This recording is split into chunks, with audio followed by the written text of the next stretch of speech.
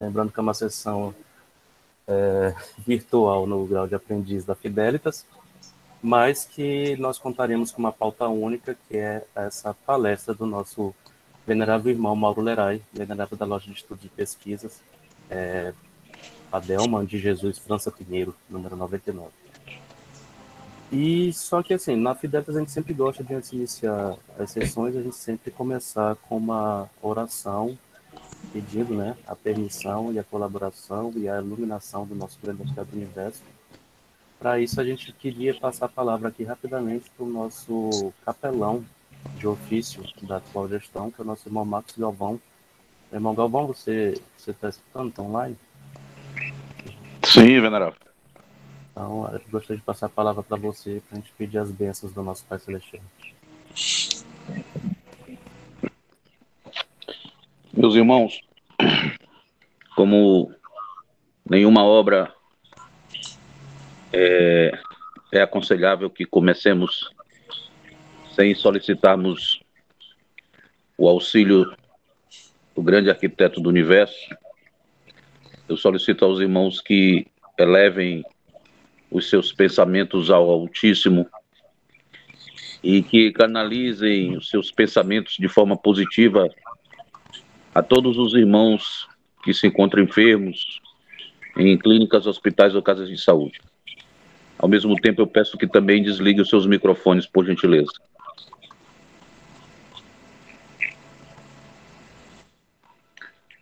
O Senhor é o meu pastor, nada me faltará. Deitar-me faz em verdes pastos. Guia-me mansamente às águas tranquilas. Refrigera minha alma. Guia-me pelas veredas da justiça por amor do seu nome. Ainda que eu andasse pelo vale da sombra da morte, não temeria mal algum, porque tu estás comigo. A tua vara e o teu cajado me consolam. Preparas uma mesa perante mim na presença dos meus inimigos. Unges a minha cabeça com óleo, o meu cálice transborda. Certamente que a bondade e a misericórdia me seguirão todos os dias de minha vida e habitarei na casa do Senhor por longos dias. Que a loja, neste momento, possa humildemente refletir aquela ordem e beleza que reina para todo sempre diante do teu trono. Amém. Que assim seja. Que assim seja. Continuando, gostaria de saudar também aqui os irmãos visitantes presentes, os veneráveis irmãos presentes. Temos até nosso irmão Aldino presente, que é de outro estado. Então, muito nos honra ter a presença de todos vocês, irmão Adair, o irmão Hélio, o irmão Valmir, da Virtudes Cardeais, o irmão Marcel, que é do GOB, e todos os demais irmãos aqui da nossa grande loja, estado do Maranhão, que são irmãos da loja Fidelitas mesmo, irmãos da loja Host Livre. Muito nos honra a presença de cada um de vocês. E como eu já havia citado no início, a sessão hoje será a pauta única voltada para essa palestra do nosso irmão Mauro Leray. E mais uma lembrança irmãos visitantes que chegaram depois do meu aviso, que não sabem ainda, por favor, coloque seus dados no chat aqui da sala. Nome, e-mail, oriente e loja a qual pertence, assim como obediência. E no mais, não vou tirar a luz do nosso grande palestrante de sua palestra, que eu gostaria de passar para ele a palavra. E, meus irmãos, atenção, aprendizes da Fidelitas, fiquem ligados, como eu já falei no início, próxima sessão vai ser de perguntas e respostas a respeito dessa palestra. Então, atenção e extraia o máximo que vocês puderem dessa belíssima palestra. Irmão Mauro, a palavra está com você. Muito obrigado por ter aceito o convite de bate-pronto, assim que nós fizemos. E é com você. É isso aí. Meu venerável mestre, irmão Rodrigo, Brandão, qual saúdo aí os veneráveis mestres presentes, meu irmão Hélio, veneráveis mestres de Vitam presentes também. Gostaria de saudar carinhosamente o sereníssimo grão-mestre de Vitam, lá da Gomaró, meu irmão Aldino, os grandes secretários da Glema presentes, nosso irmão Marcos Galvão, que é o grande secretário, primeiro grande vigilante, nosso irmão Lorival da Cunha Souza, que está aí, que é o grande secretário de Cultura, Esporte, Educação, Lazer, quase um super ministério aí na mão do nosso irmão Lorival, nosso irmão Luiz Carlos, que também é grande secretário de entidades paramaçônicas, e o próprio venerável mestre da Fidelitas, nosso irmão Rodrigo, que é o grande secretário de Comunicação Social. Saudar os demais participantes dessa sala, né, mestres, companheiros, aprendizes e até demais aí autoridades maçônicas que por acaso eu não reconheci aqui presente no mosaico, aqui já são mais de 20 pessoas, eu não consigo ver todos. Agradecer também a presença aí do nosso irmão Valmir, venerável mestre de Vitam também, uma loja do Rito de York.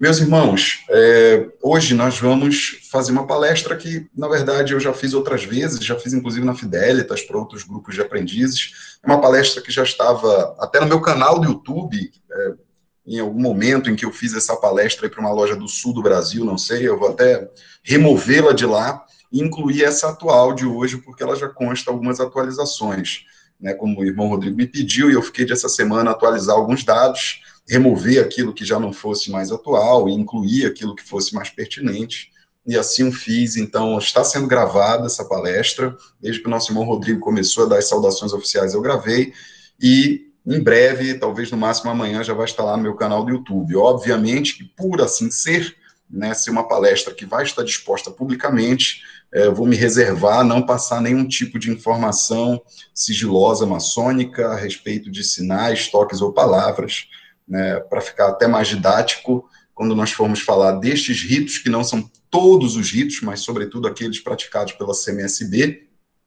nós vamos falar a partir de dois pontos fundamentais, são suas origens e suas características, assim a gente não comete nenhum tipo de perjuro, a gente não fala nada que não possa ser dito ou que amplamente não possa ser localizado na internet de maneira fácil, tá, meus irmãos? Para tanto, e para que vocês tenham um acompanhamento visual mais adequado, eu vou compartilhar a tela da minha apresentação para os irmãos. Eu peço só aí que os irmãos digitem no chat se tiver ok, ou o venerável mestre me diga se está todo mundo aí conseguindo ver a tela direitinho, né? Fica mais fácil de vocês acompanharem aí com um apelo visual para se linkar, né? Digitem no chat se estão comigo, se estão vendo, tá ok? Meu irmão Lucas já disse que tá ok. Tá sim, meu mestre. Só que tá aparecendo também os contatos do chat aqui, não tem como tirar, né? Vai ficar só a apresentação? Tem, meu irmão.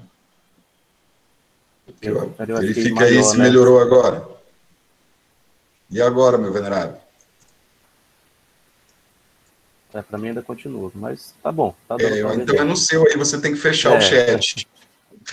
Mas tá bom, tá ótimo para ver. Pode mandar ver. Beleza, beleza. Meus irmãos, pois bem, vamos começar já para aqueles que estão aí com dual screen, né, com duas telas no computador, assistindo pelo computador e com o celular na mão. Se com o celular quiser, pode já escanear aí o QR Code, e com esse QR Code você vai direto para a apresentação, tá, meus irmãos? Essa apresentação está disponível online, esses slides, por assim dizer, né? Não são bem slides porque eu não uso PowerPoint, eu uso Prezi, mas eles estão lá disponíveis também, justamente por não conter nenhum tipo de informação sigilosa. Aqueles que quiserem, basta escanear o QR Code. E aqueles que perderem o timing do QR Code, basta pedir aí que daqui a pouco eu coloco o link no chat novamente, tá? Falar um pouquinho sobre o irmão Mauro Lerai, minha atuação maçônica. Atualmente eu estou como venerável mestre da loja de estudos e pesquisas, Adelman Jesus França Pinheiro, número 99, que não é a única loja de estudos e pesquisas aqui na jurisdição, tá, meus irmãos? Nós temos duas. Sou membro efetivo lá da loja Oshliff, número 65, que trabalha no Hit Trader, e sou duplo filiado lá na loja Divina Luz, número 39, que trabalha no Hit Escocês Antigo e Aceito. Aliás, a loja Divina Luz é a minha loja mãe. Sou duplo filiado lá também na loja de Estudos e Pesquisas Dom Bosco, né, dirigida pelo nosso irmão Quênio, a qual tenho aprendido muito, e ajudo o nosso irmão Lúcio Portela aí devagarinho, um pouquinho, quando dá, porque ele nem precisa, ele é muito bom, lá na grande Secretaria de Relações Exteriores, tá, meus irmãos? E também aí milito nos graus superiores do York e do Escocês. Eu sempre gosto de falar um pouquinho disso, porque às vezes o irmão ele precisa, obviamente, confiar em quem está proferindo a oratória, né? O James Hunter, autor lá do Monge Executivo, ele inclusive escreve, logo no início do livro, que se você não confia no emissor, você não...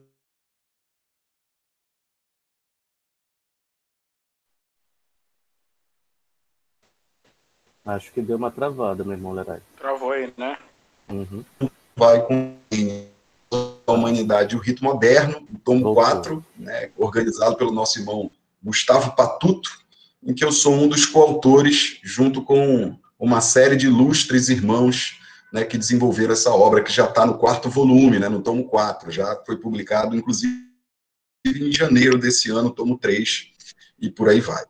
No mundo profissional, né, eu não gosto de utilizar a palavra profano, até sugiro que nós utilizemos com menos frequência isso. Eu atuo como empresário, mas também sou professor, né, da Faculdade do Fórum, inclusive, que é onde estou agora, professor e coordenador de curso, mas também professor da Universidade Federal do Maranhão, e tenho 3 empresas aí na área de marketing, enfim, sou membro dessas organizações, da American Marketing Association, representante da Angrade aqui no Maranhão, e escrevi alguns outros livros profissionais, tá, meus irmãos? Isso é um pouquinho do seu irmão Mauro Leray, para aqueles que não conhecem. Agora nós vamos entrar efetivamente, né, no tema que trouxe todos vocês até aqui, o tema que o nosso irmão Rodrigo me pediu para discursar hoje, que são sobre os ritos maçônicos, tá? Vou chegar no ponto da gente falar que tipos de rito, obviamente, a gente vai discutir hoje, como eu já disse anteriormente. Mas antes, até por uma questão didática, a gente precisa se fazer essa pergunta, né? O que é um rito maçônico, afinal?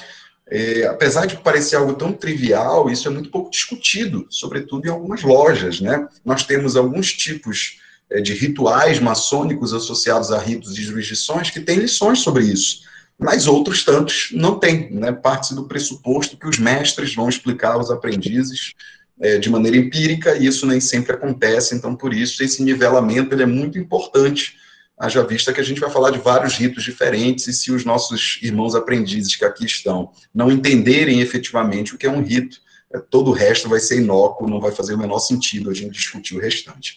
Então, para resumir, de maneira bem simples mesmo, né, o rito, essa palavra rito, ele origina lá do latim, da palavra ritu, com U, que significa cerimônia, né, e no nosso contexto, é um conjunto de regras, um conjunto de métodos, preceitos, princípios e etc., que são utilizados para transmitir um conjunto de ensinamentos, né? E, obviamente, também é uma autoridade normativa, né, deliberativa, para organizar as cerimônias maçônicas. Por isso que cada rito vai ter o seu conjunto de cerimônias organizadas em outros documentos que a gente vai entender já já o que é. Então, a gente precisa, antes de tudo, entender que um rito é um conjunto de regras, de métodos, de preceitos, de princípios, né, de deliberações sobre uma construção de ensinamentos, sobre uma transmissão de informações e sobre organizações de cerimônias maçônicas no nosso contexto, tá?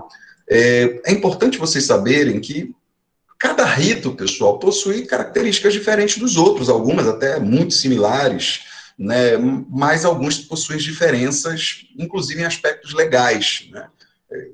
Inclusive, é importante a gente saber também, meus irmãos, que apesar dos ritos, eles construírem esses métodos, esses preceitos sobre a transmissão das informações contidas neles, sempre a questão legal, o aspecto legal dos ritos, ele vai passar por uma legitimação da jurisdição, né? Então, as jurisdições que vinculam as lojas, ao qual as lojas são filiadas, é que vão, de fato, aí progadilizar toda a sua legislação a ser seguida. Mas os ritos, obviamente, têm os seus próprios preceitos e, na maioria dos casos, nos bons casos, né, jurisdições não se sobrepõem a isso. Isso é muito importante que vocês saibam, tá? E os ritos, eles acabam, na prática, sendo vivenciados pelos rituais. E aqui a gente precisa diferenciar um do outro. Enquanto o rito é o conjunto desses métodos, desses preceitos, dessas deliberações, os rituais não. Os rituais eles vão ser um tutorial, né? Um passo a passo. Se a gente for falar de um linguajar mais prolixo, é a liturgia. Mas como aqui a gente está cheio de jovens aí, muitos da geração Y, a gente pode falar aí de um tutorial, né? Como esses que vocês estão acostumados a assistir no YouTube, etc. Então, o ritual ele é um tutorial, ele é o como executar aquilo que está descrito ou deliberado lá no rito. Tanto que um rito vai ter vários rituais diferentes, não apenas rituais associados a graus específicos, mas também rituais de um mesmo grau, mas com cerimônias diversas, né? Cerimônias distintas, né? De lojas, sessões públicas, sessões fechadas, sessões de posse, sessões, enfim, né? Então tem reuniões que vão prever rituais diferentes, e esses rituais eles vão ser o passo a passo como realizar aquelas atividades previstas nos ritos, tá? É muito importante que todos vocês estejam com essa informação nivelada. Então, para ter certeza que os irmãos, sobretudo os aprendizes, não ligaram aí, desligaram a câmera e foram assistir o Jornal Nacional, aqueles que entenderam aí a diferença entre rito e ritual, colocam um okzinho aí no chat, por gentileza, para saber se vocês ainda estão comigo. Só uma pessoa entendeu até agora? Só o Lucas? Opa, muito bem. Ok, mais um, ok. Beleza, é isso aí, pessoal. A gente precisa estar nivelado nesse aspecto para poder conseguir passar adiante, tá? Vamos lá, vamos continuar. Então, meus irmãos, isso posto, nós podemos avançar para entender uma outra coisa. Em determinado momento da história da maçonaria especulativa, pessoal, nós já tivemos centenas de ritos diferentes. Obviamente que a maioria deles já foi extinta, né? Alguns têm um uso, uma utilização bastante restrita, outros são muito utilizados no mundo, e obviamente a gente não teria como nessa palestra trazer todos os ritos para vocês, primeiro porque eu não conheço todos os ritos, não me aproprio de todos, e segundo que a gente teria que ter aí meses e meses de discussão sobre eles, portanto eu me debrucei naqueles ritos que são trabalhados no âmbito da CMSB, tá, pessoal? Por que isso é importante dizer? Nós temos irmãos talvez de outras jurisdições, e a CMSB, até para os aprendizes que não saibam, né? A CMSB é uma sigla, tá? Que significa Confederação da Maçonaria Simbólica do Brasil, ao qual as grandes lojas são jurisdicionadas, né? Nós temos também outra confederação, que é a COMAB, que é a Confederação da Maçonaria Brasileira, né, ou da Maçonaria do Brasil, que são normalmente os grandes orientes autônomos, e nós temos uma federação, que não é uma confederação, é uma federação, que tem um poder central, que é o GOB, né, que é o Grande Oriente do Brasil. Nós temos essas três grandes potências, por assim dizer, né, que dividem o território nacional, essas grandes potências que pelo menos na maior parte da história, que se intervisitam e se reconhecem entre si, apesar de que nós temos várias outras potências no território brasileiro que não têm autorização ou que não têm um tratado de reconhecimento ou intervisitação com essas três, tá? Para que todos fiquem nivelados, então eu vou falar das grandes lojas, ou seja, da Confederação da Maçonaria Simbólica do Brasil, que vincula todas as grandes lojas no Brasil. Eu vou falar exclusivamente desses ritos, porque é a realidade da loja Fidelitas, ao qual o Venerável pediu que eu produzisse a palestra, ok, meus irmãos? Bom, agora eu lhes trago aí para o mapa mundi, né? Porque a gente vai dar um zoom em cada país que os ritos tiveram origem, e a partir daí, depois de explicar a sua origem, nós vamos explicar suas características. Reforço para aqueles que entraram depois, que por ser uma palestra pública, que está sendo gravada e depois vai ser compartilhada no YouTube, obviamente que eu não vou poder me aprofundar em muitas informações, as características vão ser características supérfluas, né, genéricas, para os aprendizes apenas entenderem as diferenças entre cada rito e o seu, aquele que pratica na sua loja de origem, tá bom? Então, obviamente que depois de conhecerem algumas características, que podem surgir várias outras dúvidas, e aí eu convido os irmãos que depois tiverem essas dúvidas, que procurem aí o Venerável, ou me procurem, me colocam à disposição para conversarmos de maneira mais profunda, pessoalmente, né, ou em algum espaço privado que não seja esse que vai a público. Ok, meus irmãos? Todo mundo pronto? Podemos começar a falar dos ritos, efetivamente? Quem tiver pronto, digita um ok aí no chat. Se ninguém tiver pronto, eu não começo, hein?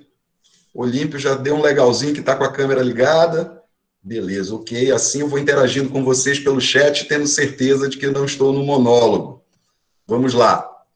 Vamos começar, pessoal, pelo dono da noite, né? Pelo anfitrião, por aquele irmão que me convidou, que é o irmão Rodrigo, Venerável da Fidelitas, que pratica um rito que teve origem lá nos Estados Unidos. A gente vai falar primeiramente do rito de York, né? Ou rito americano, como ele é conhecido na maior parte do mundo, ou monitor de web, como ele é conhecido lá na própria jurisdição norte-americana, que, aliás, nós não temos uma jurisdição em si, cada grande loja lá é independente dentro dos seus estados, né? Funciona muito parecido com uma CMSB aqui. Então, lá nos Estados Unidos, eles têm por hábito chamar de monitor de web também, né?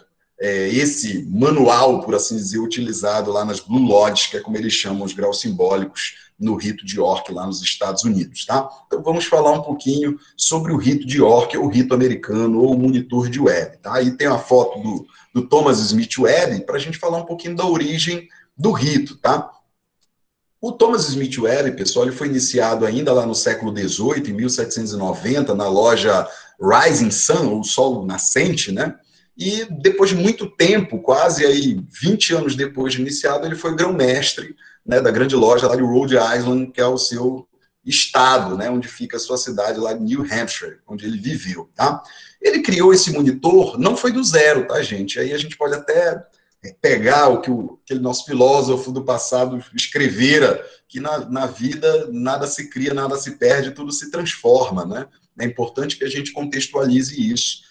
O monitor de Webb, um ritual cifrado, como ele mesmo descrevera, foi criado lá em 1797, baseado num outro livro chamado Ilustrações da Maçonaria, de William Prestow, né, que também esse era baseado em outros escritos ou em outros compêndios trazidos da Europa, lá da maçonaria inglesa, tá? Só para que vocês se nivelem. Então, o rito de York, como nós conhecemos hoje, que ele é um conjunto, né, de deliberações, por assim dizer, que hoje não temos só no simbolismo, mas nos graus superiores, começou lá com a criação do monitor de Webb em 1797, baseado nesse livro Ilustrações da Maçonaria, tá? Então, esse monitor ele foi a base de toda a liturgia maçônica simbólica durante muitos anos, e mesmo hoje, né, se pratica outro tipo de maçonaria simbólica diferente nos Estados Unidos, mas numa esmagadora minoria, né? Então, eu posso afirmar sem sombra de dúvida e sem medo de errar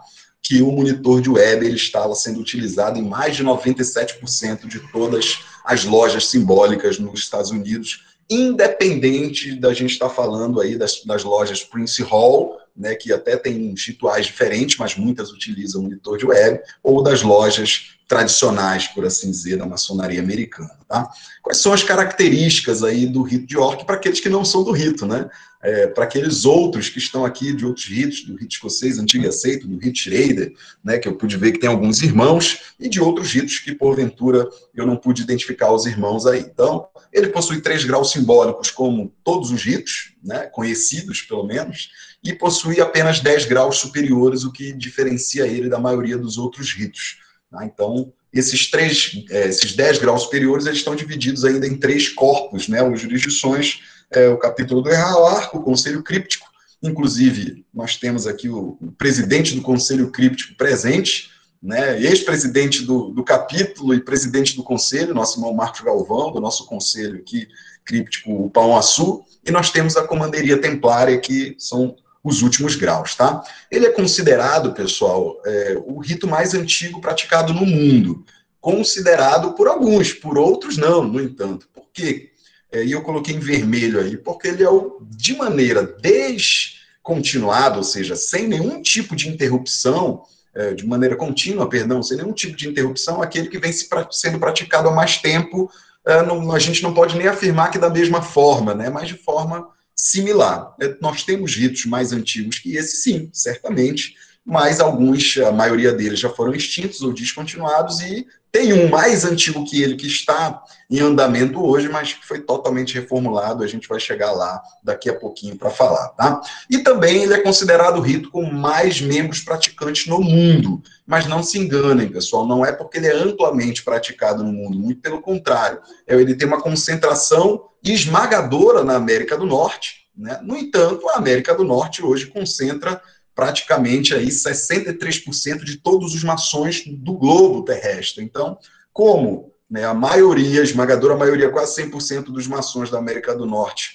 e esses são mais de 60% dos maçons do mundo, praticam o rito de York, obviamente, então ele passa a ser o rito mais praticado no mundo. A gente só precisa fazer essa ressalva, mais praticado em termos de quantidade de membros, não em termos de amplitude ou de quantidade de países que o praticam. Aí ele está bem distante de outros ritos, né? E distante, inclusive, de outros ritos que não se pratica na CMSB, por exemplo, tá bom? Então, isso é importante como característica, sobretudo para os irmãos que não são do rito de York, para conhecerem um pouquinho sobre eles. Beleza? Vamos partir agora para um segundo rito, em outro continente. Agora nós vamos aí para a loja ao qual sou membro, né? Que pratica este rito. Vamos lá para a Alemanha, para falar um pouquinho do Rittschreider, né, que tão conhecido aí pelo seu tapete. Qual que é a origem do Rittschreider, pessoal? O Rittschreider, ele teve origem também no século XVIII, quase que no mesmo período aí do rito de York, né? Por uma figura ilustre, que um dos Schreiders, né, da Alemanha, não teve só esse, mas o Friedrich Ulrich Ludwig Schreider, que foi grão-mestre da Grande Loja de Hamburgo, lá iniciado em 1774, foi ele que conseguiu aprovar esse rito. Mas também não foi ele o criador único desse rito, né? Na época, ainda lá no século XVIII, na Alemanha, existiam já embriões do que hoje nós chamamos de seminários maçônicos, encontros, né, de veneráveis mestres, grão-mestres, etc. Em um desses encontros, né, eles resolveram criar uma comissão para estudar um retorno às origens da maçonaria inglesa, para fazer um contraponto àquela maçonaria que se praticava naquele momento histórico na Alemanha, que era uma maçonaria influenciada pela maçonaria francesa, né? E essa maçonaria francesa, a gente vai ver daqui a pouquinho aí, com muitos ritos, principalmente o de Heredon e vários outros sendo constituídos naquele momento histórico, sobretudo o rito de estrita observância, que era o mais praticado na Alemanha nesse momento, lá chamado, inclusive, de estrita observância templária, com muita influência de muitas coisas, eu até cito alguns aí nos slides, como rosacrucianismo, alquimia, misticismo, iluminismo, etc. E, naquele momento histórico, né, os maçons alemães, ou pelo menos um grupo abnegado deles, achava que esse não deveria ser o ideal, então eles criaram uma comissão, e essa comissão estudou por quase 10 anos, né, até que em 1801 ele conseguiu não só aprovar, distribuir, mas aprovar, né, numa assembleia de veneráveis mestres lá da Grande Loja de Hamburgo, a regularização, aprovação e utilização desse ritual, né, que naquele momento ainda nem era um rito, era um ritual para um único grau, para o grau 1. O Schreider ainda escreveu alguns livros, um muito famoso, né, que é Materiais para a História da Maçonaria desde a sua origem até 1723. Esse foi o livro mais famoso do Schreider, que, aliás, pessoal, quando ele criou esse rito, não levava o nome dele, tá? Esse rito, as fontes históricas nem dizem que ele foi batizado, ele era o ritual da Grande Loja de Hamburgo, né, que foi fundado lá primeiro, ou apreciado, ou proposto pela a loja que o Schreider fazia parte, que é a loja Emanuel Zuma em Blumen, tá? E só depois que ele morreu é que passou a ser conhecido como o rito Schreider, porque foi proposto e aprovado pelo Schreider, tá bom? Então não foi ele que batizou o rito com o nome dele. Quais são as características desse rito?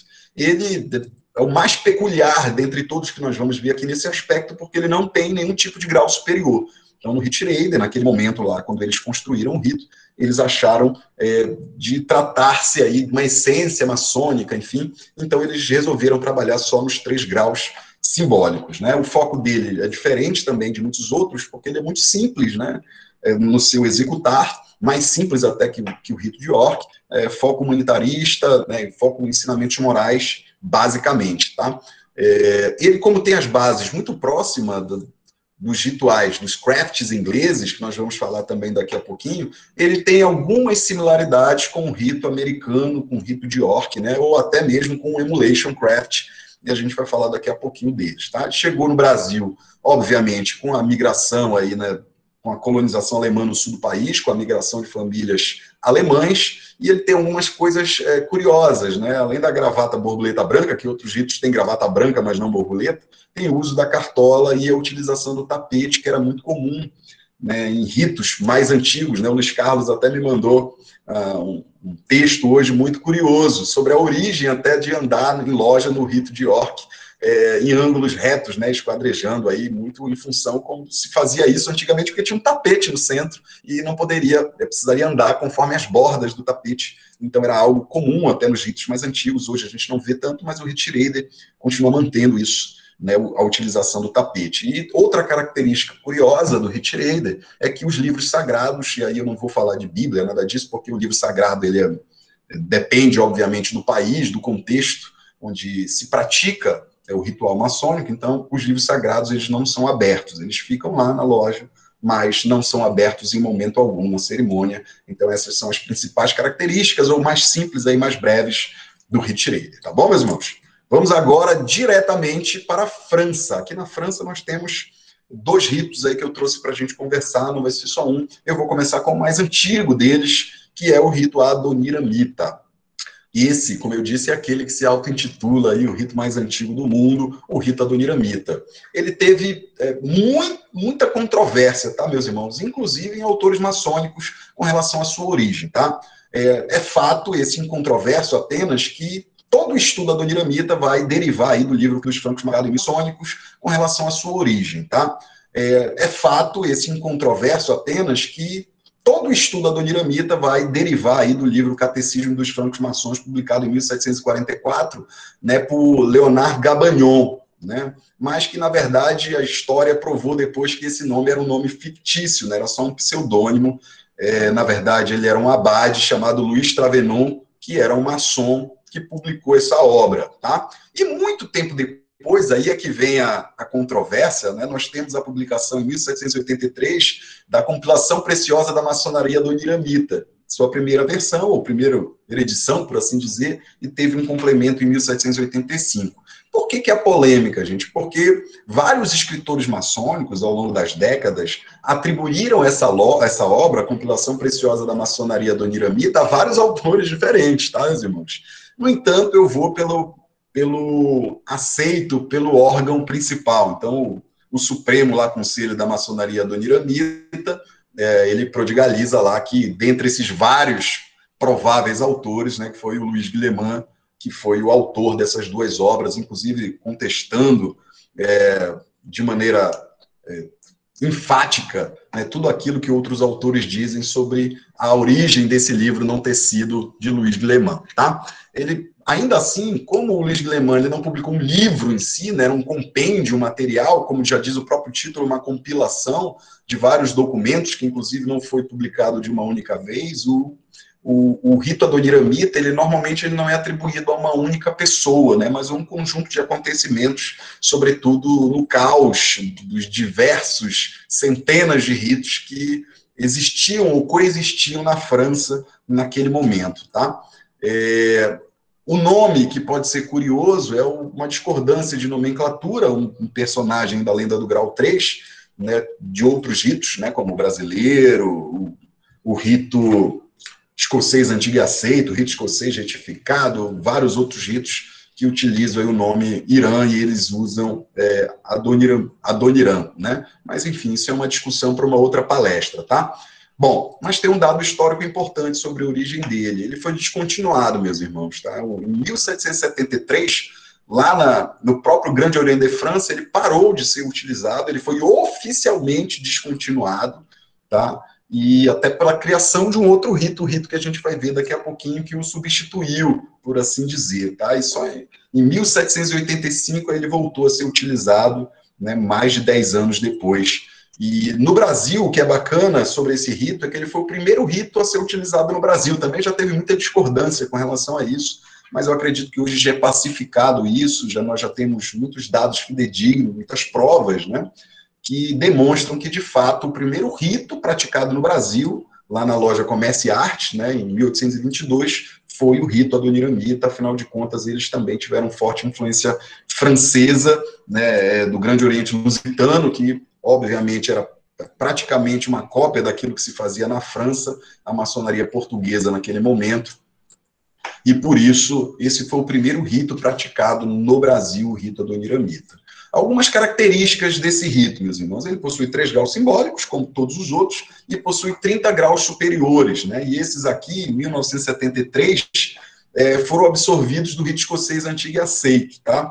Tem uma grande discussão aqui do rito adoniramita, porque quando ele começou apenas com 12 graus superiores, né, e até o 12º, depois veio um 13º, enfim, aqui a palestra não é sobre os graus superiores, mas sobre os ritos, mas fica aí de dica para aqueles que são mais curiosos para buscar isso. O fato é que hoje ele se organiza em 33 graus, né, como o rito escocês antigo e aceito, por exemplo. Tá?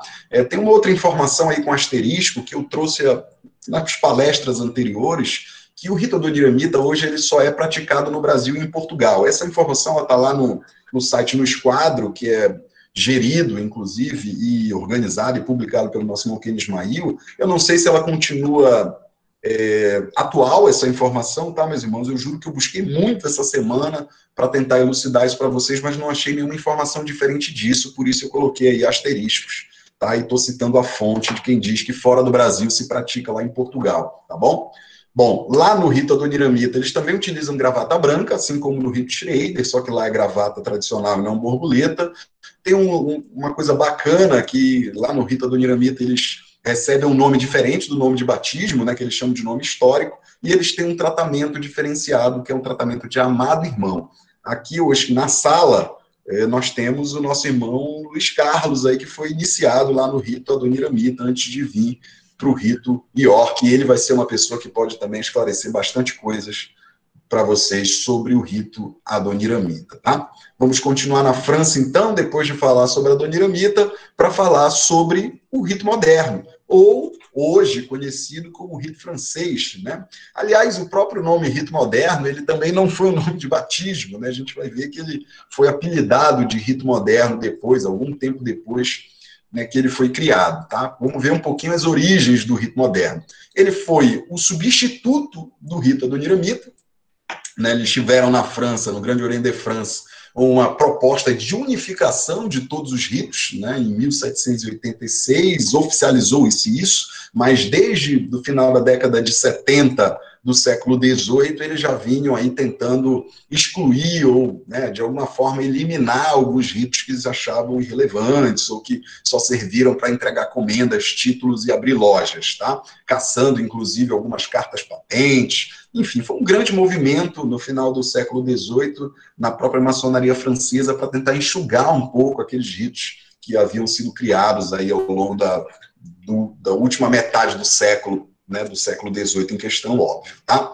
Ele só ficou conhecido aí como rito moderno por uma analogia, obviamente, né, a tradução daqueles rituais que eram utilizados pela primeira grande loja da Inglaterra, né? Nós tivemos a grande loja da Inglaterra, depois a grande loja de Londres, teve a grande celeuma, até que foi fundada aí a grande loja unida da Inglaterra. Enfim, esse não é tema dessa palestra, mas também aí já fica a dica para quem quiser pesquisar sobre isso, tá? Principalmente aí após a mudança, o alvoroço criado pela publicação do livro aí, A Maçonaria Dissecada, do Samuel Pritchard, de 1730, que gerou toda uma celeuma maçônica. Então, como no rito moderno, né, no rito francês, eles buscaram os preceitos baseados aí naquela primeira grande loja, né, que ficou conhecido depois como os modernos, eles também passaram a ter esse apelido de rito moderno, tá? E esse rito moderno, né, ele diz tanto quanto o adoniramita, que é o mais antigo, porque ele diz que ele existe desde lá do adoniramita, é uma briga entre até os próprios dois, né? E o rito de York, enfim, eu acho que isso não faz a menor diferença, qual é o mais novo, qual é o mais antigo, é algo que a gente não precisa estar entrando nesse tipo de celeuma, tá? Enfim, ele foi reformulado algumas vezes, né? Mesmo o rito adoniramita, como eu falei, mudou em uma série de aspectos, nos graus superiores principalmente, e o rito moderno também, tá? Ele só se tornou comum, pessoal, a todos, ou pelo menos a maior parte da maçonaria francesa, após 1804, tá? E quando a partir daí ele, inclusive, recebeu o apelido de rito francês, né? Justamente por já ser, naquele momento histórico, o rito mais utilizado na jurisdição lá da França, tá? Quais são algumas características do rito francês, do rito moderno, né? Como eu disse, eu tenho uma simpatia tanto por eles que fiz parte aí de uma publicação, de um livro, né? Os grandes filósofos da humanidade e o rito moderno. Já assisti várias reuniões do rito moderno, já participei, inclusive, dos graus superiores do rito moderno. Hoje estou um pouco afastado, mas é um rito que eu aprecio muito. Então vamos lá, ele tem os 3 graus simbólicos, né? E nos graus superiores é um pouco diferente, eles têm 5 ordens de sabedoria, divididos aí em bem menos graus do que de costume, vai até o grau 9, então é um pouquinho diferente dos outros ritos, tá? Assim como lá no rito Schrader, pessoal, os livros sagrados, eles estão presentes, mas não são abertos em momento nenhum. A essência dele é uma essência bem diferente aí, da que a maioria das jurisdições estão acostumadas, né, com ritos mais deístas ou teístas, né, muito puxado aí para o lado da religiosidade. O rito moderno não, ele é um rito mais sóbrio, né, mais rigoroso, mais coerente com seus princípios lá. Ele é um rito laico, tá, pessoal? Então, não significa que ele é um rito ateu, como dizem, né? Não, só significa que ele não obriga o seu praticante a crer no princípio criador, como todos os outros ritos, pelo menos dos mais conhecidos, acabam tendo como obrigatoriedade. Não significa que quem acredita em Deus ou quem tem alguma religião não possa estar lá no rito moderno, muito pelo contrário, ele só apenas não exclui aquele que não crê. Então, aquele que não crê também pode participar do rito moderno, sem problema nenhum, do rito francês, tá? E o foco dele, ele é totalmente progressista, as instruções dele são, assim, bem diferentes das instruções dos outros ritos, é bem legal, eu aconselho aí a todos que tiverem curiosidade de buscar saber um pouquinho mais sobre o rito moderno ou o rito francês. Agora nós vamos sair da França, né, para ir para um outro país que a gente conhece um pouquinho, né, que é o Brasil, pessoal. Afinal de contas, a maçonaria está no Brasil aí há mais de quase 300 anos, né, mais de 200 anos, e, obviamente, que aqui também se produziu um rito, né, em situações muito peculiares, que a gente vai ver, né, e conhecer, e esse rito foi descontinuado também, mas depois voltou a funcionar, né, é importante que nós conheçamos, que é o rito brasileiro. Ele é um rito, inclusive, pouco utilizado nos dias de hoje, mas ainda um rito bastante praticado, se a gente for falar em números absolutos, em quantidade de irmãos que o praticam, tá? Qual é a origem do rito brasileiro, pessoal? O rito brasileiro não poderia ser diferente, ele tem origem aí num sentimento nacionalista causado pela Primeira Grande Guerra Mundial, né? O fundador, inclusive, aquele que propôs o rito, né, e juntou vários irmãos em torno da ideia de ter um rito nacionalista, foi o nosso saudoso irmão Lauro Sodré, que dá inclusive nome à loja aqui no Maranhão, né? Loja Lauro Sodré, número 3, uma das fundadoras da grande loja do estado do Maranhão. Então, ele foi iniciado lá no final do século XIX, em 1888, ele foi grão-mestre várias vezes do GOB, né? O Lauro Sodré foi um estadista paraense, um político, né? Foi senador da República, enfim. Inclusive, ele não terminou o último de seus vários mandatos como grão-mestre, ele foi grão-mestre em 1907, 1910, 1913 e 1916. Né, foram 4 mandatos consecutivos e ele não terminou aí o último mandato porque ele foi eleito a governador do Pará, né? Então, esse cargo de governador, ele acabou abandonando o grão-mestrado para se dedicar à sua carreira política, o ápice dela nesse período, tá? E, como eu disse para vocês, foi naquele contexto aí de guerra mundial que ele conseguiu mobilizar uma série de irmãos, né, com o objetivo de criar algo que bradasse aí o nacionalismo, que beirasse o xenofobismo naquele momento histórico, mas, obviamente, como todos os ritos, tratando de princípios, né, sobretudo aqueles princípios maçônicos mais latentes, né, que são os princípios de moralidade que a maçonaria se propõe a ensinar. Tá? Obviamente, a gente precisa entender esse contexto. Tá? O próprio rito foi descontinuado pelo GOB em 1940, tá? E só retornou, pessoal, autorizado formalmente pelo GOB em 1968. Então, ele passou aí pelo menos 26 anos proibido de ser utilizado, e não à toa ele foi liberado em 1968 durante um regime militar, ou seja, um contexto histórico. Aqui eu não estou criticando nenhum momento nem outro, tá, gente? É só para elucidar o contexto histórico que, na época do regime militar, lá na década de 60, o sentimento nacionalista também era aflorado tanto quanto naquele momento da Primeira Guerra Mundial, tá? Quais são algumas características do rito brasileiro? Ele tem 33 graus, né, como a maioria, 3 graus no simbolismo e 30 graus superiores, né, inclusive é considerado esses 30 graus superiores aí pela maioria dos autores como uma adaptação do rito escocês antigo e aceito. Os preceitos dele, como eu disse, não poderia deixar de ser, eles são extremamente nacionalistas, mas é um rito muito bonito, E ele é um rito utilizado apenas no Brasil. Em outras palestras, inclusive essa que está lá no YouTube, né, eu apresentei uma informação de que eles tinham uma loja fora do Brasil, né, no Paraguai, que estava utilizando o rito brasileiro, uma loja que foi fundada por brasileiros, mas essa loja não existe mais, né, ela foi encerrada, bateu coluna, não sei o que aconteceu com ela, ela sumiu até dos anais, enfim, várias buscas. Falei, inclusive, com o irmão da Argentina, se sabia o que tinha acontecido com ela, ninguém sabe. Então, baseado nisso, os próprios sites oficiais aí do rito brasileiro dão conta de que ele só é praticado no Brasil, tá, meus irmãos?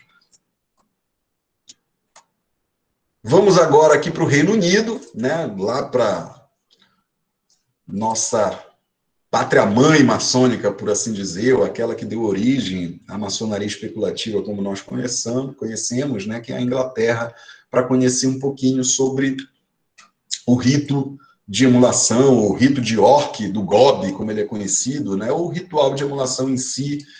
Vou contextualizar alguma coisa para os irmãos aprendizes, mas também vou explicar essa diferença aí entre se é um ritual, se é um rito, como que funciona isso, já que no Brasil isso já foi tema de muito debate, de muita celeuma, tá, meus irmãos? Pois vamos lá. Primeiro, o Emulation Craft, pessoal, ele é um craft.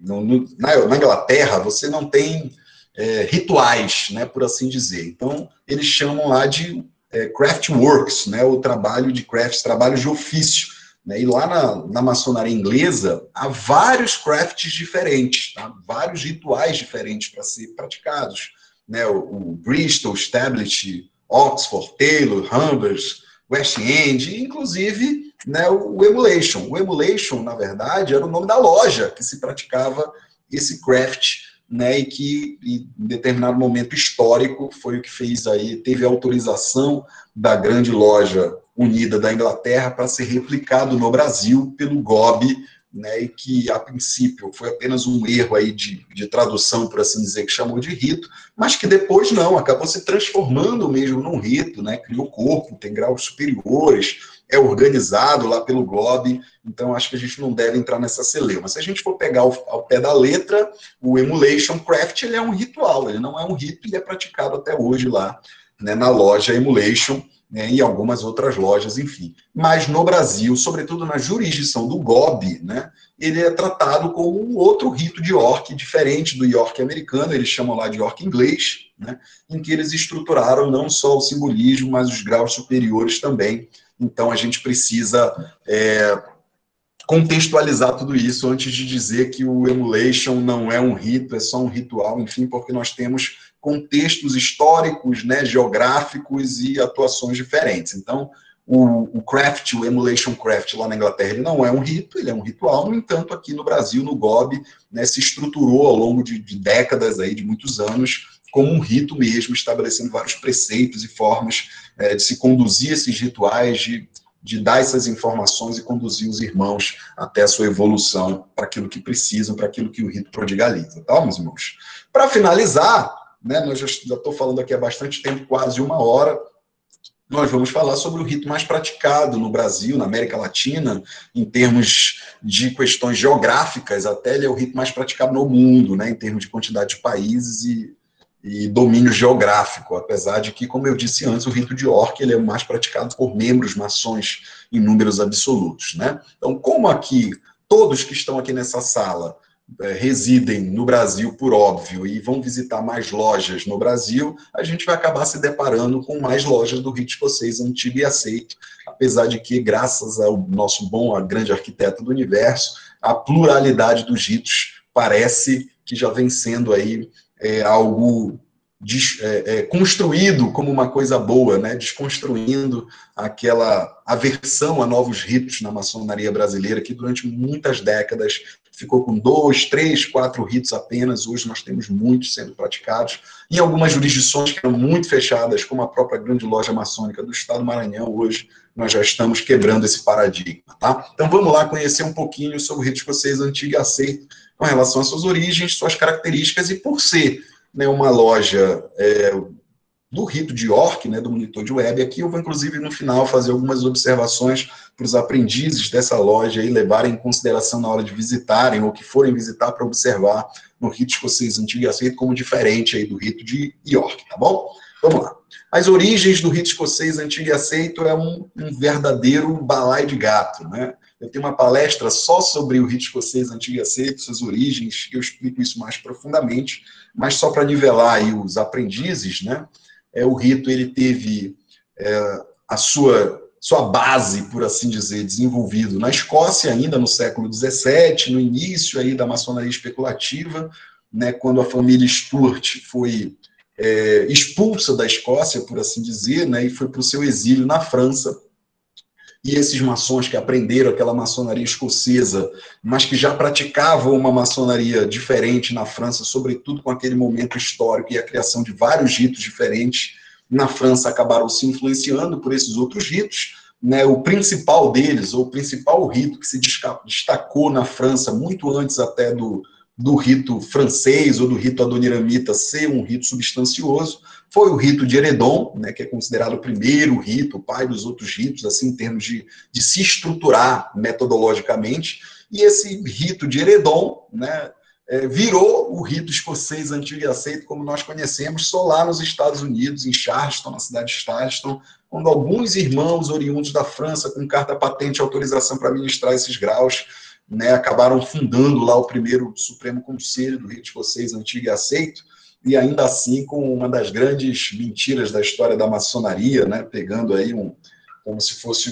uma carta patente ou autorização de Frederico da Prússia, né, que era um maçom, né, que dominou aí a Alemanha, a Rússia, enfim, naquele período histórico, mas só depois de muitos e muitos anos se descobriu que aquele documento foi forjado, né, que na data que se dizia que Frederico teria assinado isso, ele já tinha falecido há algum tempo, enfim, mas isso aí já entrou para a história.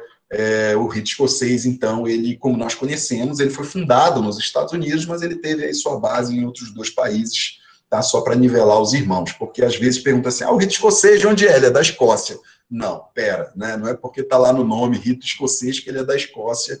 Ele, na verdade, ele teve o avô escocês, por assim dizer, né? Ele tem uma influência escocesa, mas, no entanto, ele foi um rito todo desenvolvido na França, né, e legitimado, por assim dizer, com a inclusão de um único grau a mais, que foi o 33, já lá nos Estados Unidos, tá, meus irmãos? Pois bem, quais são as características do rito escocês, aí um pouco diferente dos demais, né? O que ele tem 33 graus é igual à maioria, aliás, como eu disse, que esse foi o primeiro a se estruturar melhor, né?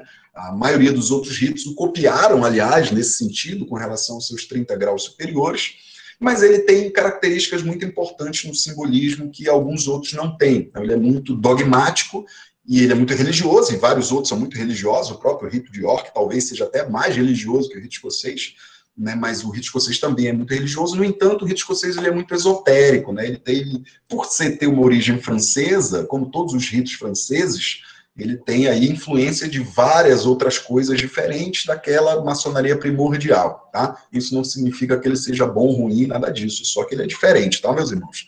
Então, assim, quando vocês do rito York, né, forem visitar o rito escocês, né, é muito importante que vocês considerem algumas coisas, né? Eu não vou aqui falar de nenhum segredo, apenas para vocês saberem aí a igualdade entre os sinais de ordem e sinal penal, as bolsas, né, que tramitam lá no rito escocês, que no rito de York não vão circular, né?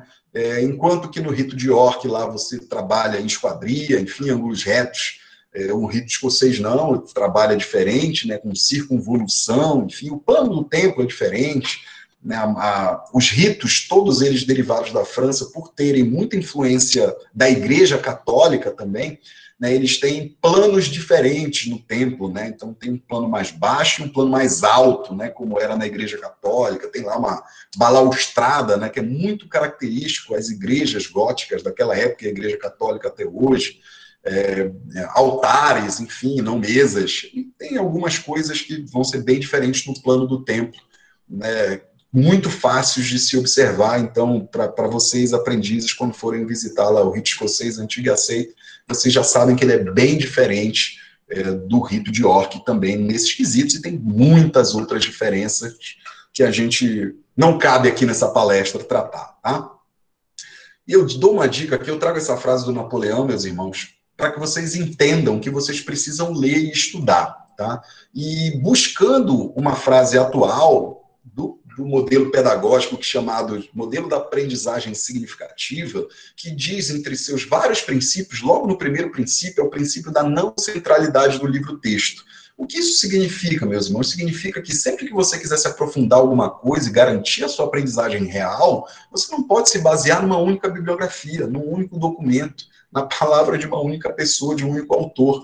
É fundamental que você tenha uma pluralidade de buscas, né? Que você não seja um repetidor, que você seja um construtor de conhecimento, que você pegue bibliografia A, fonte B, fonte C, fonte D, compare-as e construa o seu próprio conhecimento a partir disso. E para ratificar isso, eu trago essa fala aí do Napoleão, que diz que a história é um conjunto de mentiras sobre as quais se chegou a um acordo. Que é assim, quem escreve a história é o vencedor das guerras, né? É aquele que está no momento, e se a gente for fazer uma analogia aos dias atuais, é quem está no poder, quem está no governo das lojas, quem está no governo das jurisdições, né? Enfim, esses é que vão escrever a história, e nem sempre aquilo que se diz naquele momento histórico é realmente o fato que ocorreu. Então, a gente precisa sempre buscar, né, se empoderar de fatos para poder construir o nosso vernáculo acerca de qualquer coisa, e na maçonaria não é diferente, tá? Então, busquemos estudar, busquemos, de fato, valorizar todos os ritos, não se propor a dizer que o seu rito é o melhor, ou de que o outro rito é melhor ou pior, enfim, não existe. Os ritos são como, apenas o como, para a gente chegar ao objetivo principal da maçonaria, que é nos melhorarmos enquanto indivíduo, né? Nos melhorarmos moralmente, porque, como diz meu irmão mestre Galvão, a gente só muda o mundo se mudar a si mesmo. Então, quando se diz que o princípio, o objetivo da maçonaria é tornar feliz a humanidade, isso não é ao pé da letra, tá, meus irmãos? Isso é uma metáfora. Eu só vou conseguir tornar feliz a humanidade se eu tornar feliz o meu lar, né? A minha casa, a minha família. E como que eu vou fazer isso se eu não me melhoro? Então, é muito importante que nós deixemos de ideais puristas sobre ritos e pensemos que o pluralismo dos ritos ele é muito importante, porque quanto mais coisa eu consigo aprender, mais perspectivas eu vou ter sobre o mesmo ponto, e isso vai fazer de mim um ser humano melhor, um indivíduo melhor, antes até de ser um maçom melhor, que certamente eu vou conseguir vir a ser melhor e mais instruído, inclusive capaz de orientar melhor, né, os aprendizes e outros irmãos, tá? E essa frase do Carl Jung, eu botei há pouco tempo nas minhas palestras, antes eu não trazia, mas ela é muito importante para a gente fazer uma reflexão enquanto maçons, né? E a gente combater a nossa vaidade. É muito natural, sobretudo depois de palestras como essas, né, que a gente fique recheado aí de elogios, as pessoas tendem a se espelhar uns nos outros. É natural, né? Por isso o ser humano tem tantos ídolos no esporte, na cultura, na música, enfim. Mas, meus irmãos, não se enganem, né? Carl Jung já dizia isso, que a gente não se torna um iluminado nunca pela contemplação dos outros, de figuras de luz. Não interessa se é Jesus, Buda, não adianta eu contemplá-los e achar que assim eu vou ser um ser de luz, né? Eu só vou ser um ser de luz quando eu consigo observar a minha própria escuridão. O que ele quer dizer com essa metáfora, né? Significa, meus irmãos, que eu só vou melhorar quando eu olhar para dentro. Aí a gente lembra lá do vitriol, né? A saída é sempre para dentro. Eu preciso sempre enxergar em mim o que eu preciso melhorar, me lapidar e me desenvolver, mesmo que eu tenha alguém como espelho para isso, né? Mas sempre lembrando que eu sou uma figura ativa, que eu sou o principal responsável pelo meu processo de desenvolvimento, e eu não devo transferir isso para o meu padrinho, eu não devo transferir isso para o meu vigilante, eu não devo transferir isso para o meu venerável, eu não devo transferir isso para o meu sereníssimo grão-mestre, nem para ninguém. Eu sou o principal responsável da minha mudança. Mesmo sabendo que cada um evolui no seu tempo, a gente precisa entender isso. Ok, meus irmãos? Meu venerável irmão Rodrigo Brandão, eu espero ter cumprido aí com as vossas deliberações ou determinações. Me sinto satisfeito, meus irmãos. Muito obrigado por terem me aguentado e ouvido aqui o seu velho irmão. Vou interromper o compartilhamento de tela, meu venerável mestre, e imediatamente lhe devolver a palavra. Muito obrigado, meu irmão Mauro Lerai. Mais uma vez excelente, dando show. Ronaldinho Gaúcho aqui da maçonaria. Eu só tenho que lhe agradecer do fundo do coração, novamente, por ter aceito, por ter tirado o seu tempo aí na correria do dia a dia. de uma sexta-feira para estar aqui presente na sessão e abrilhantar mais uma vez com essa palestra maravilhosa. Vamos passar então para as considerações finais, e eu vou pedir para que, se algum irmão quiser tecer algum comentário rápido, um questionamentozinho também rápido que seja, a gente vai liberar a palavra agora, mas se atendo exclusivamente realmente à palestra. A gente já vai para os finalmente, mas vamos passar a palavra então para as considerações dos irmãos que acabaram de assistir essa palestra. Então, aqui não tem ordem, fica liberado para todos os irmãos presentes, é só levantar a mão aí no chat e a gente passa a palavra. Algum irmão? Irmão Átila, a palavra está com você.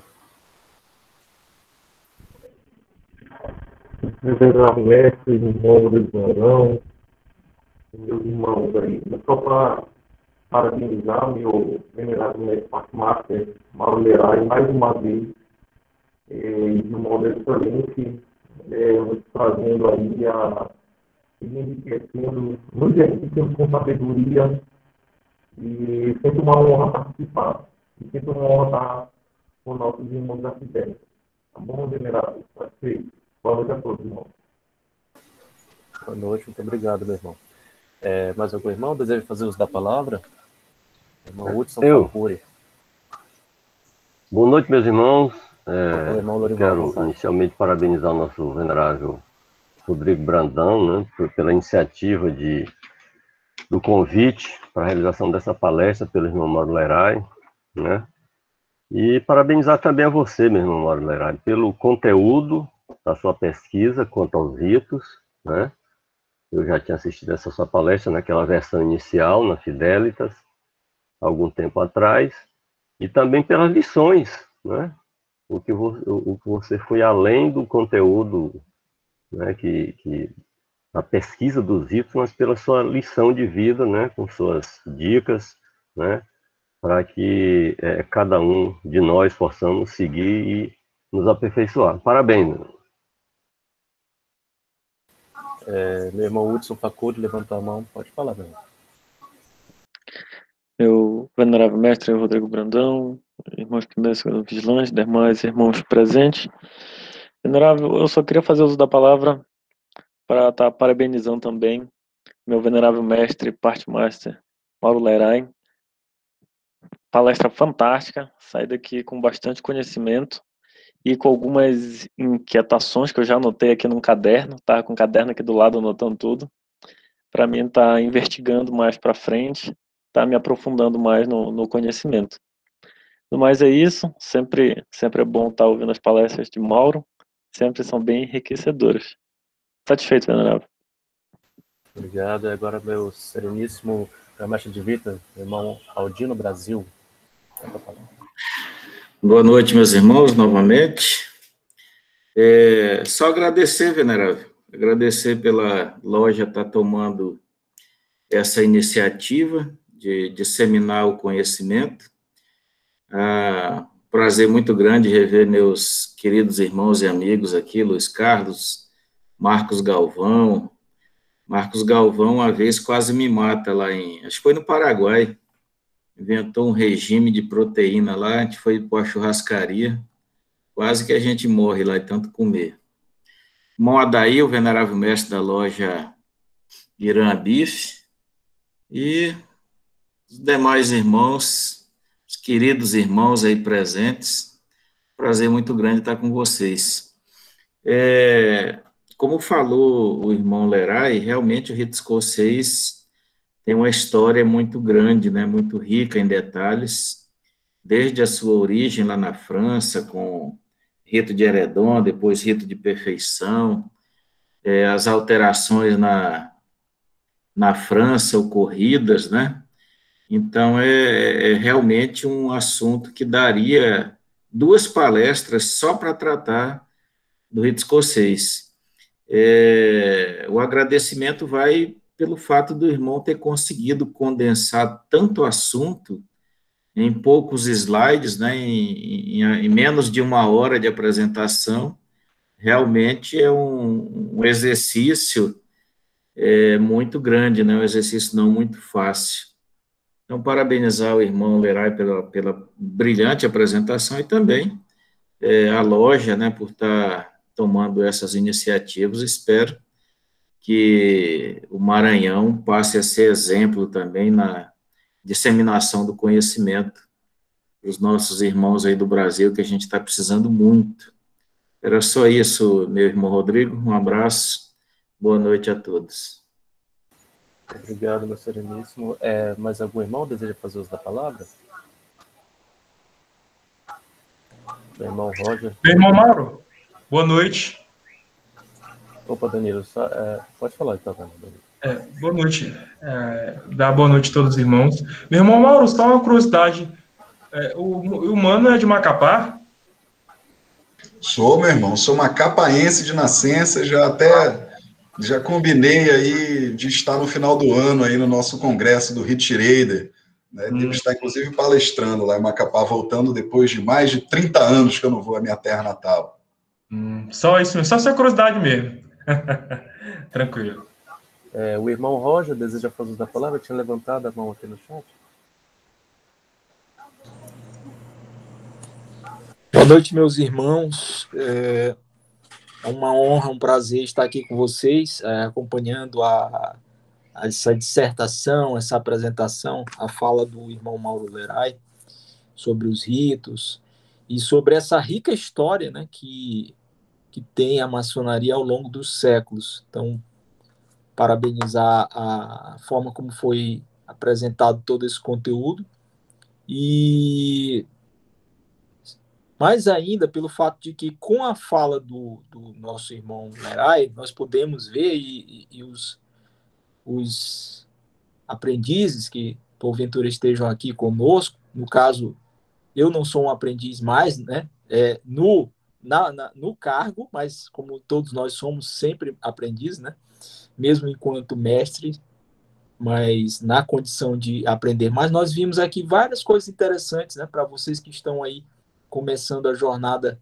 independentemente do rito, né, independentemente da potência, que o Mauro trouxe para a gente. Por exemplo, a gente viu aí como é que há uma multiplicidade de modos de praticar a maçonaria. Né? Primeiro, né, a maçonaria, que é isso que a gente diz que é uma coisa só no mundo todo, pelo menos em espírito e em essência, mas a gente nota, a partir dessa brilhante exposição, que há uma multiplicidade de modos de praticar a maçonaria ao longo do tempo. Né? Isso é a primeira constatação que vocês podem tirar da apresentação do nosso querido Mauro Lerai.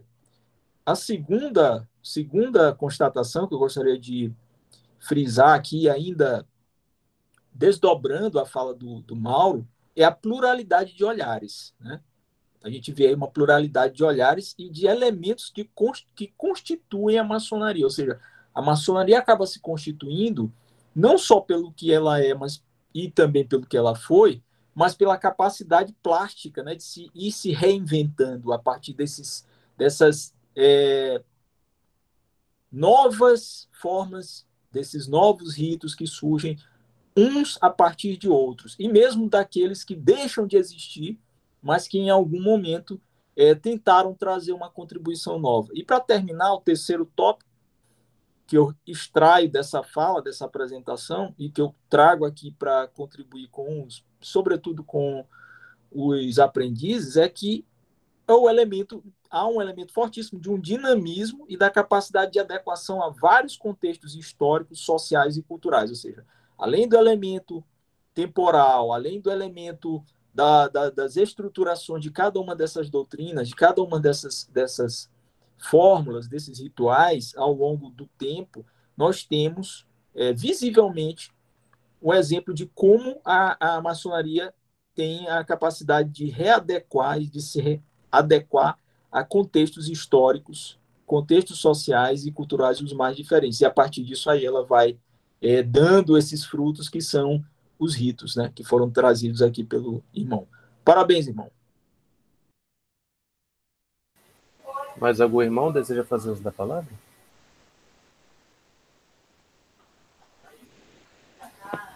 Venerável, Meu irmão Marcos Galvão, grande primeiro vigilante. A palavra é sua, irmão. Boa noite a todos.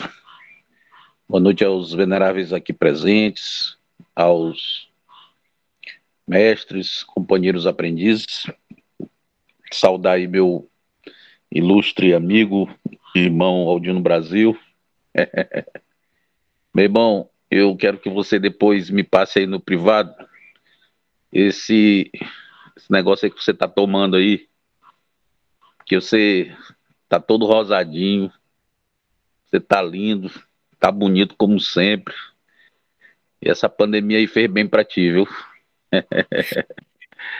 Eu, eu, eu quero saber se você ainda continua aí com o regime aí da proteína aí, só proteína. Você tá bonito. Quase tudo. Te amo. Meu irmão Maluerai, não me surpreende, porque eu conheço a sua capacidade, o seu nível de conhecimento, e vejam o quão lindo, o quão bonito foi essa sessão de hoje, né? Porque é isso que falta muito, né, na nossa ordem. Falta muita luz, muito conhecimento. Às vezes a gente vai de aprendiz a mestre instalado, apenas com esse conhecimento que nos é passado nos nossos rituais, né? No nosso ritual de aprendiz, no nosso ritual de companheiro, no nosso ritual de mestre, e acabamos reproduzindo isso para os demais irmãos que chegam à nossa loja. E é o ponto, por exemplo, que eu já tive de conversar com um irmão com mais de 30 anos de maçonaria, ele virar para mim e dizer assim, eu achei que só existia rito escocês na maçonaria. Quer dizer, ele com mais de 30 anos, grau 33, e achou que não existia outros ritos, que ele não conhecia, que isso tudo era coisa espúria, que não fazia parte. Então, quão interessante eu acho que a gente está, já faz alguns anos, né, uns 5 anos aí, que a gente está, 8 anos, 10 anos, que a gente está iniciando uma nova fase da maçonaria, que são de irmãos, de pessoas que buscam conhecimento, que estudam, que leem, né, que realmente vão atrás desse conhecimento. E isso é importante, porque esse conhecimento, né, como Sócrates disse, só é útil o conhecimento que nos faz melhores. Então, esse conhecimento ele é importante, né, para que a gente entenda onde é que a gente está, em que meio que a gente está inserido, o que é maçonaria. E aí eu já deixo aqui também uma contribuição, um desafio para que vocês estudem um pouco sobre essa parte histórica do iluminismo na França. A França ela é um berço, né, de ritos, de rituais. Nós temos lá o Papi, o Papus, né, o Villermoz, Martinez de Pasquali. Então a França respirava um ambiente altamente esotérico e iluminista. E isso teve uma influência muito grande na maçonaria. Então é importante vocês compreender e entender esse contexto histórico, que isso influenciou muito, né, o rito escocês, como nosso irmão Maluerai citou aí com muita propriedade em sua palestra. Parabéns, meu irmão Lerai, mais uma vez. Você, como sempre, perfeito. Parabéns, venerável, pela iniciativa aí. E desejo a todos aí um excelente final de semana e muita paz, e vamos nos cuidar. Um abraço a todos. Meu irmão Adail, né, levantou a mão, deseja fazer uso da palavra. À vontade, meu venerável. Boa noite, meu irmão Rodrigo Brandão, venerável. Hoje eu cumprimento toda a sala. Tá ouvindo, meu irmão? Tá tudo ok? Perfeito, meu irmão. Pode continuar. Meus irmãos, boa noite. Muito bom estar presente nessa reunião. E nosso irmão Lerai sempre muito prático e explícito nas suas explicações. Na realidade, o que a gente sempre soube quando se falava de ritmo escocês, antigo e aceito, a gente levava tudo para a Escócia. Aí a gente vai estudando e vai descobrindo que precisa estudar para a gente descobrir a verdade sobre os fatos da maçonaria dentro da sua realidade. Eu já ouvi, inclusive, uma palavra do nosso irmão Aldino, inclusive está presente, quero cumprimentar. Muito bom encontrar você aqui, meu irmão Aldino. É uma satisfação, tenho acompanhado suas palestras e tenho aprendido muito com elas. Até hoje faltou o nosso sereníssimo grão-mestre, irmão Bonfim, pediu que eu justificasse aqui a ausência dele. Ainda está em tratamento e alguns cuidados, mas logo mais estará plenamente em suas atividades. A gente sempre está participando junto lá com o nosso irmão Aldino sobre... quando a gente está sempre presente os dois, a gente está sempre discutindo alguma coisa e aprendendo muito. Então, nessa noite, meu irmão, o nosso irmão Leray deixou bem explicado sobre muitas coisas que eu, na realidade, com muito tempo de maçonaria, não tinha o conhecimento. Isso soma muito, é um grande aprendizado. O que vale é a gente estar dentro da senda maçônica, é o acompanhamento, é a gente cada dia descobrir algo novo daquilo que a gente tanto precisa para que a gente possa ter consciência daquilo que nós estamos fazendo. E com uma frase que eu gosto muito de ouvir do nosso irmão Aldino, quando tem oportunidade de estar nas palestras dele, o importante é que os irmãos não só aprendam, mas que isso seja disseminado, né? Que a gente procure ampliar, distribuir esse conhecimento. E a gente, nessa noite de hoje, será uma noite bem diferente. Tivemos um grande aprendizado aí na excelente palestra do nosso irmão Leray, e isso nos deixa muito felizes e muito satisfeitos. Deixo aqui um grande abraço a todos os irmãos, um bom final de semana, e que nosso Pai Celestial derrame bênção de curas aos nossos irmãos que estão passando por esse momento difícil dessa pandemia. Um grande abraço, meu irmão. Que Deus nos abençoe e um ótimo final de semana. Obrigado, meu irmão, meu venerável irmão Rodrigo Brandão. Obrigado também, meu irmão Dail. Mais algum irmão presente que deseja fazer uso da palavra? Meus irmãos vigilantes, algum de vocês deseja fazer uso da palavra?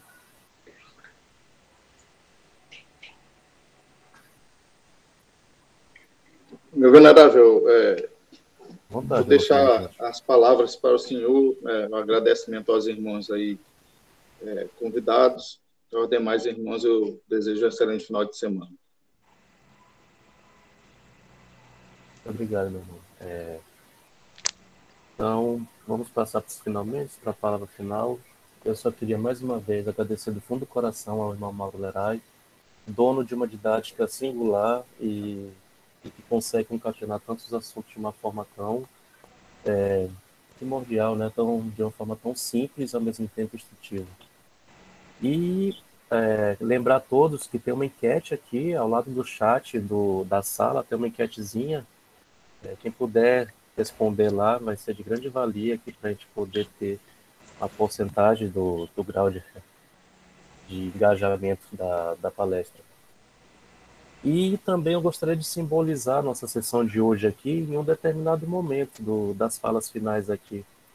E além de todos agradecer e parabenizar o nosso irmão Mauro pela exuberante palestra, a gente pôde ver aprendiz dizendo que ficou inquieto, gerou uma inquietação nele, um incômodo no bom sentido dessa palavra, que é o quê?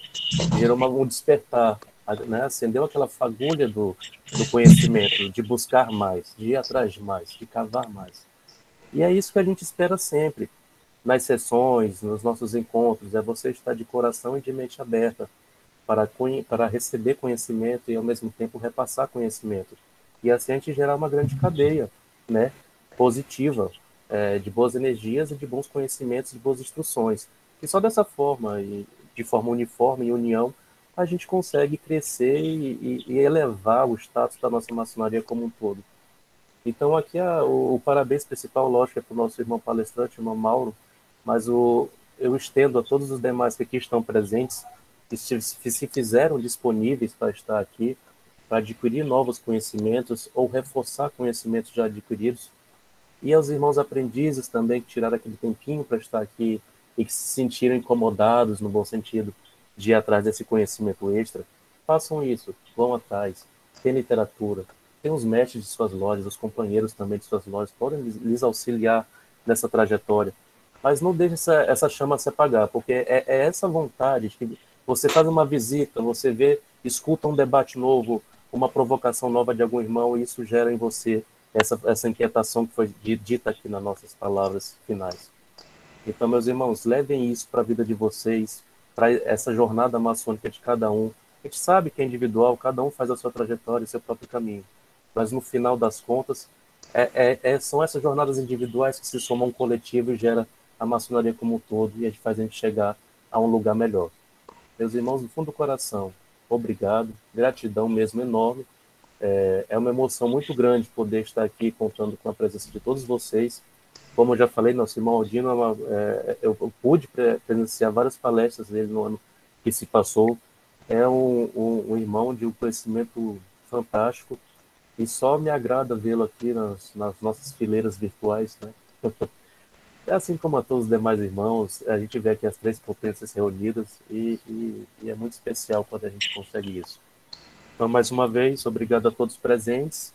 A gente vai estar encerrando por aqui a sessão, mas a gente só tem que agradecer mesmo a cada um, nosso irmão Mauro. Até foi meio... passei pulando. Você não quer falar mais alguma coisa, meu irmão Mauro? Eu acabei pulando você. Tudo tranquilo? Ah, então ótimo. Então é isso, meus irmãos. Boa noite, obrigado. Vamos encerrando aqui a gravação e a sessão. E fica aberto para as amenidades finais até a gente encerrar a sala. Obrigado, meu irmão.